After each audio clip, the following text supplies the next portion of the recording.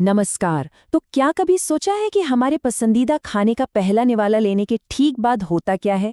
आज हम उसी कमाल की यात्रा पर निकल रहे हैं, मानव पाचन तंत्र की गहराई में ये समझने के लिए कि हमारा शरीर कैसे भोजन को ताकत में बदलता है। ये एक ऐसा सवाल है जो कभी न कभी हम सबके मन में आता ही है। देखिए, खाना खाना तो रोज की बात है, लेकिन पर्दे के पीछे हमारे शरीर में एक बहुत ही जबरदस्त, लगभग जादुई सा ऑटोमेटिक सिस्टम काम कर रहा होता है। तो चलिए इस रोमांचक सफर की शुरुआत करते हैं। और इस सफर के लिए ये रहा हमारा गाइड मैप। ये तस्वीर असल में हमारे पूरे पाचन तंत्र की कहानी कहती है। हम इसी नक्शे का सहारा लेंगे और एक एक अंग की अनोखी भूमिका को समझेंगे, मुंह से शुरू होकर इस यात्रा के अंत तक। तो ये है हमारी यात्रा के कुछ खास पड़ाव। हम एक एक करके हर स्टेशन पर रुकेंगे और जानेंगे कि भोजन अगले चरण के लिए कैसे तैयार होता है। चलिए फिर यात्रा शुरू करते हैं हमारे सबसे पहले पड़ाव से, मुंह। और हाँ, ये सिर्फ खाने का एंट्री गेट नहीं है, असल कहानी तो यहीं से शुरू होती है। यहाँ पर दो बड़े काम होते हैं। पहला, मैकेनिकल काम। हमारे दांत खाने को छोटे छोटे टुकड़ों में तोड़ते हैं और जीभ उसे लार यानी सलाइवा के साथ मिलाकर एक मुलायम से गोले में बदल देती है। इसे बोलस कहते हैं। और इसका चिकना होना बहुत जरूरी है ताकि यह आसानी से हमारी भोजन नली से नीचे जा सके। और सलाइवा की भूमिका तो और भी कमाल की है। ये सिर्फ पानी नहीं है, इसमें एमाइलेज नाम का एक बहुत शक्तिशाली एंजाइम होता है जो स्टार्च को मुंह में ही तोड़ना शुरू कर देता है। जी हाँ, केमिकल डाइजेशन की शुरुआत यहीं से होती है। इतना ही नहीं, लाइसोजाइम नाम का एक और तत्व हमें इन्फेक्शन से भी बचाता है। और ये आंकड़ा देखिए, ये सच में हैरान करने वाला है। हम जो भी स्टार्च वाली चीजें खाते हैं, जैसे रोटी या चावल, उसका लगभग 30% पाचन पेट में पहुंचने से पहले ही हमारे मुंह में हो जाता है। ये सब सलाइवरी अमाइलेज का कमाल है।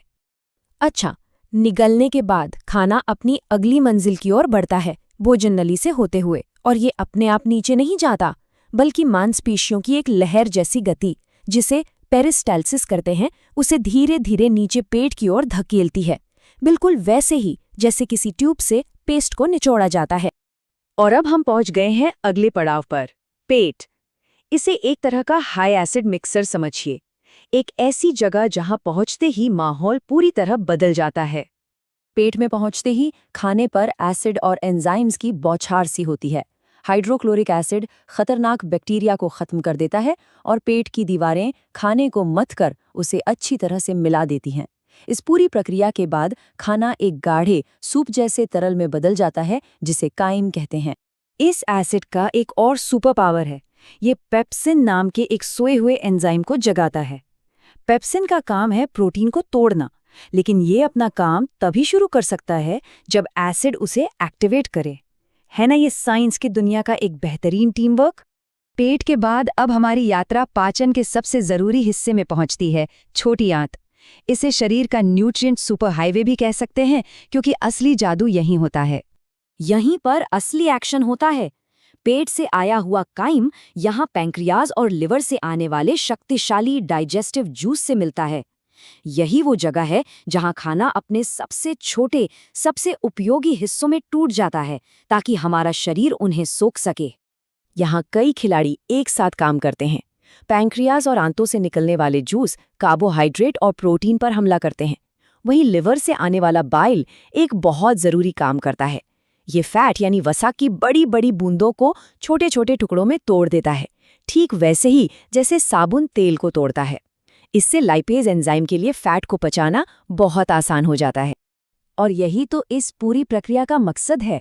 एक बार जब सारे पोषक तत्व अपने सबसे छोटे रूप में आ जाते हैं, तो वे छोटी आंत की दीवारों से सोखकर सीधे हमारे खून में पहुंच जाते हैं। और यही से वे पूरे शरीर में भेजे जाते हैं, हर कोशिका को ऊर्जा और पोषण देने के लिए। और अब हम पहुंचते हैं अपनी यात्रा के आखिरी पड़ाव पर, बड़ी आंत। यहाँ डाइजेशन का मुख्य काम तो हो चुका है, लेकिन कहानी अभी खत्म नहीं हुई है। यहाँ कुछ जरूरी फिनिशिंग टच दिए जाते हैं। बड़ी आंत का मुख्य काम है पानी और जरूरी मिनरल्स को सोखकर शरीर में वापस भेजना। यहाँ रहने वाले करोड़ों अच्छे बैक्टीरिया भी हमारी मदद करते हैं। और आखिर में जो कुछ भी नहीं पचता वो अपशिष्ट पदार्थ के रूप में शरीर से बाहर निकलने के लिए तैयार हो जाता है।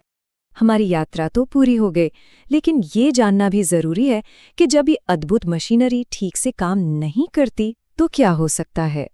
समस्याएं कई तरह की हो सकती हैं, जैसे कि पीलिया, पेट के अल्सर या पित्त की पथरी।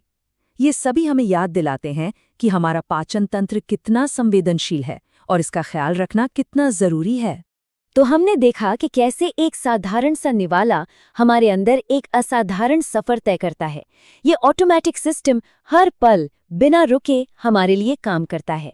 अब सवाल ये है, हम इस कमाल की प्रणाली को स्वस्थ रखने के लिए क्या कर रहे हैं? इसी सोच के साथ आज का ये सफर यहीं समाप्त होता है।